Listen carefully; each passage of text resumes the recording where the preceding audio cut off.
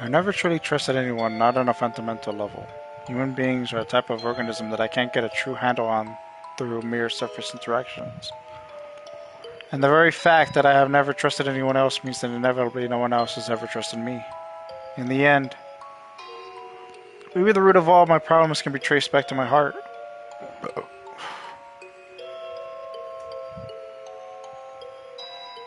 As he waited for Minorukawa to contact him, Osawa thought about his current crisis.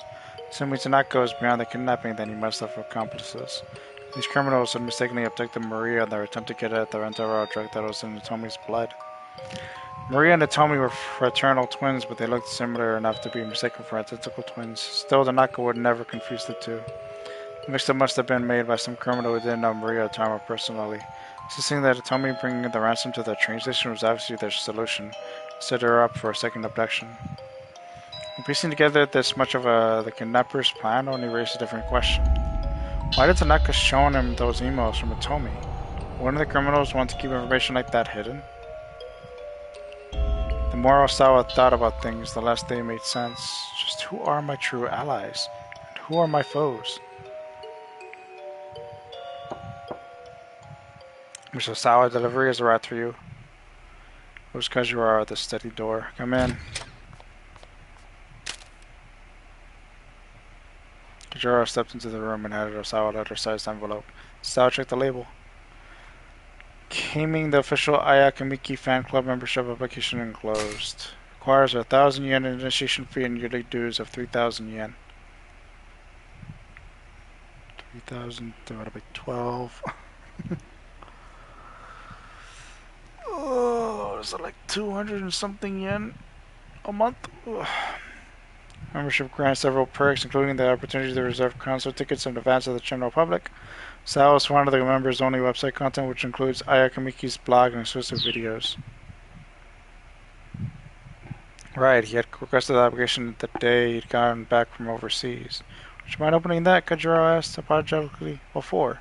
I'd like to check the contents of any packages you received today, sir. It's possible the kidnapper may try to make contact with you by mail. Sal opened the envelope. Inside he found the expected application along with several postcards featuring pictures of the singer. Kajiro peered pointedly at the postcard images. You must really like her, the detective said. Just what sort of music do you listen to then? Osawa asked, staring at one of the postcards. A striking photo that showed off Kamiki's expressive eyes. Let me think. Mostly classical, I suppose. Osawa raised a quizzical eyebrow. You know, Kajiro continued, like Mozart and Chopin and the like. Wolfgang Amadeus Mozart, 1756 to 1791. He died at 35. Austrian-born music prodigy and classical composer. Famous works include The Marriage of Figaro, The Magic Flute, and Symphony No. 41, known as the Jupiter Symphony. Chopin. Frederick Francois Chopin, 39. What's up with these people dying so young? Composer and pianist of the early Romantic era. Famed as a national musician of Poland, left behind numerous solo piano works. Famous works include his Nocturne Op. 9 No. 2, his Piano Sonata No. 2. He hummed a few bars. Can't say I've ever heard them. Are you serious? Kajiro looked shocked. Familiar with the names, of course. I just never had much of an interest in music. Oh, that's such a shame. Would you care to listen to a piece now? I suppose I may as well, now that he brought it up. Osawa was curious to know. What sort of music Kajiro enjoyed? No, thank you. Right now, Osawa preferred the silence of nah, just listen, man. Suppose I might as well. Now that he brought it up, Osawa was curious to know what sort of music Kajiro enjoyed. The detective pulled his digital music player out of his pocket. Here you go. Osawa slipped his touchy earbuds into his ears.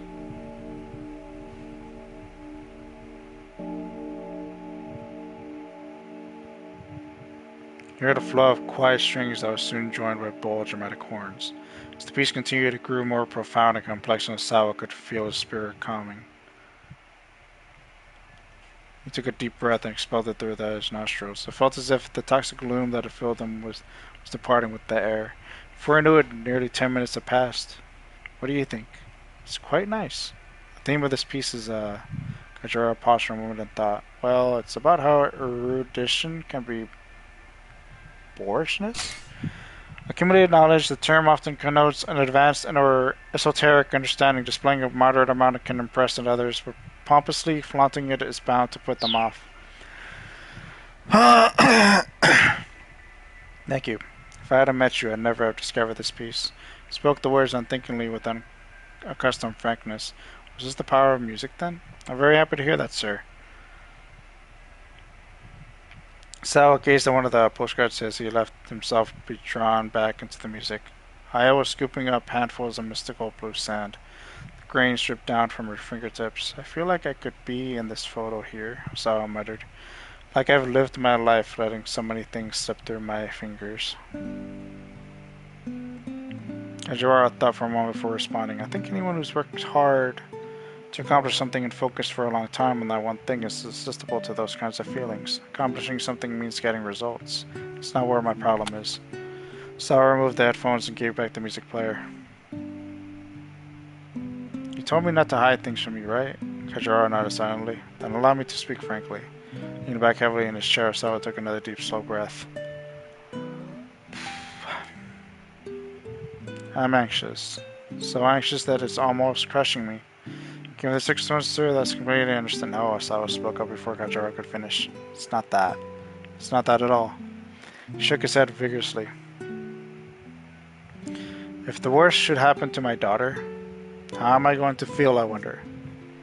I'm not a man with a wide range of emotions. My heart is always cold somehow.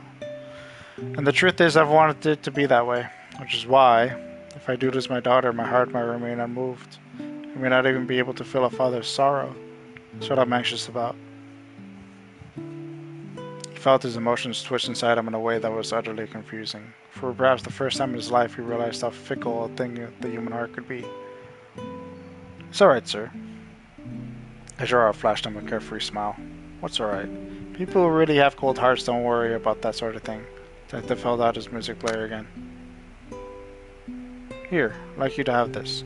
Please give it another listen if you like. I think it might help you calm your nerves. Osawa took the offered device. He had dared to open up to Kajira just a little, and to his own surprise, he felt grateful for it.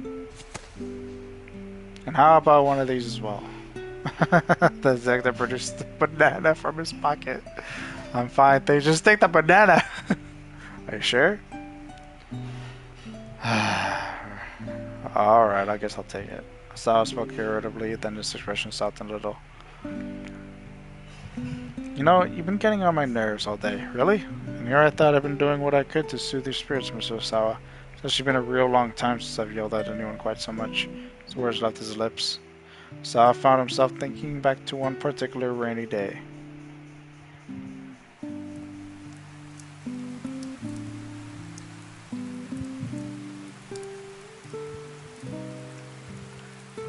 Maria had been in 5th grade at the time. Osawa was standing in his daughter's room. In his hands, he held the letter she'd left behind. He happened to glance out the window and saw Maria walking along, soaked in head to toe. In instant, Osawa was consumed with rage. Maria had left a note. It read, Dad, you only pay attention to Atomi. You're too busy with work to play with me, so I'm running away from home. Struck by an impulse he didn't quite understand, he ran from the room, heading for the front door.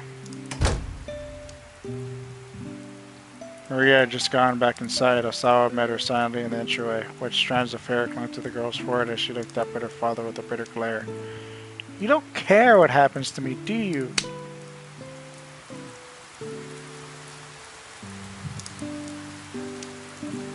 Impulsively, he slapped her face. Maria's cheek turned red and tears welled up in her eyes. Osawa's anger transformed her up into guilt. He gazed down at the palm of his hand and saw a tiny spot of blood. He was shocked by the recognition of what he'd just done. And then he was afraid. Afraid that his daughter could bring such raw emotion out of him and make him do something so thoughtless.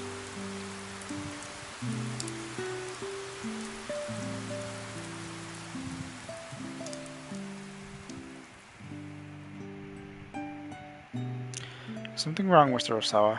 Kajira was leaning and looking concerned. Osawa came back into the moment with a start and realized he had buried his face in his hands. No, he muttered, looking up. Just getting angry, yelling at people. I'm not good with that sort of thing. I don't like it. Picked up the music player and fidgeted with the earbuds as he spoke. Well, getting angry, yelling at people, I don't think there's anything wrong with that. I think that's just human. It's human to do those kinds of things? I often said that he was cold and mechanical. Her sarcasm only underlined the fact that he'd always lived with that he didn't know how to conduct himself like a human being. If you get angry, you show it, Kanjuro said. If you get sad, you show it. It's human nature to let other people know how we're feeling after all. What if doing that hurts the other person? That's when you apologize, sir. Ah, it occurred to Osawa that he never tried to tell anyone how he felt before. Never felt the need to. And yet right now, suddenly felt that if his daughters were to appear before him, he might blurt out everything he'd ever felt unsaid. It was a terrifying thought. Darling, I opened the door and stepped into the room. I hate her. Detectives are asking for you. It seems there's been a development. Yeah, we'll be right there. Sawa and Kachura hurried out of the room. Keep out. Oh, yeah, no, I cannot remember.